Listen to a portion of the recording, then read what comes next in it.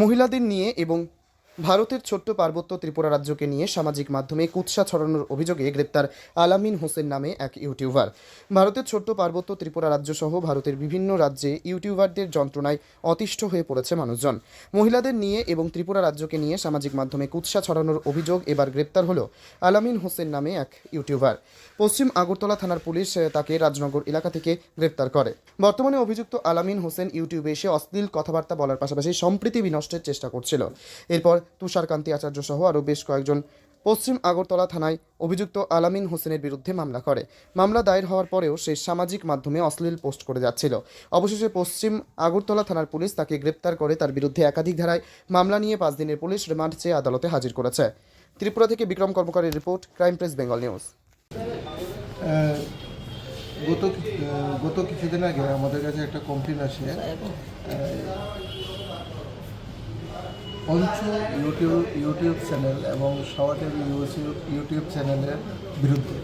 পরবর্তী সময় আমরা একটা তদন্ত নিয়ে এই যে ইউটিউব চ্যানেলের যে মালিক আলামিন হোসেন তাকে আমরা আটক করি। আটক করার পর তার বিরুদ্ধে একটা আমরা স্পেসিফিক মামলা নিয়েছি, যার number 44/2025 under section 152, 299, 196, 352, 353 clause 2, 79 of BNS and 67 of IPA. সে এই চ্যানেলগুলির মধ্যে ইউটিউব চ্যানেলগুলি এবং ফেসবুক যে চ্যানেলটি আছে এটার মধ্যে সে বিভিন্ন অফেন্সিভ বক্তব্য কথাবার্তা আপলোড করতো, ভিডিও আপলোড করতো।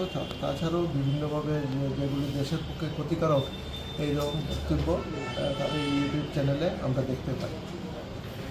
আজকে তাকে আমরা করে প্রেরণ করছি, 5 দিনের পুলিশ রিমান্ড।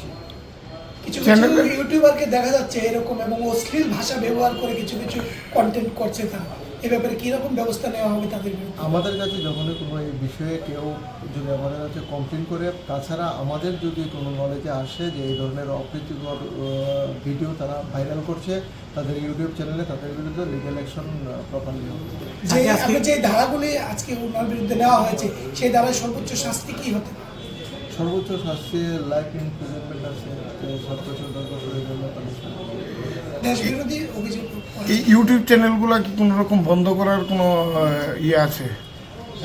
যাদের বিরুদ্ধে আমরা যে এখন যে কেসটা আমরা নিয়েছি, যে ইউটিউব চ্যানেল আছে এগুলিকে অবশ্যই আমরা বন্ধ করে দেব। আমরা ফেসবুক অথরিটির কাছেও লিখব এবং ইউটিউব যে চ্যানেলগুলি আছে এগুলি রিসেন্টলি বন্ধ হয়ে যাবে। আচ্ছা, যাদের আটক করেছেন তার বিরুদ্ধে কারা কারা অভিযোগ করেছিল এবং কী কী বিষয়ে অভিযোগ করেছিল? তার বিরুদ্ধে অভিযোগ করেছিল তুষারকান্তি আচার্য সহ আরও 5 জনে এই বিষয়টার উপর আমাদের কাছে অভিযোগ দায়ের রয়েছে। কীরকম অভিযোগটা কী ছিল? অভিযোগটা ছিল সে বিভিন্ন ভিডিও কন্টেন্ট বানায় যেগুলি মহিলাদের অসম্মানকর অবস্থা থাকে, তাছাড়া দেশের বিরুদ্ধে কিছু বক্তব্য যেগুলি ভাইরাল করেছে এটার উপর ভিত্তি করে করা হয়েছে। কোথা থেকে আটক করেছেন? তার বাড়ি থেকে আটক করা হয়েছে। কোন জায়গায় বাড়ি? জয়পুর। কটার সময় আটক করেছেন বা কবে? গতকালকে কটা হবে? বিকেলে আটক করেছি।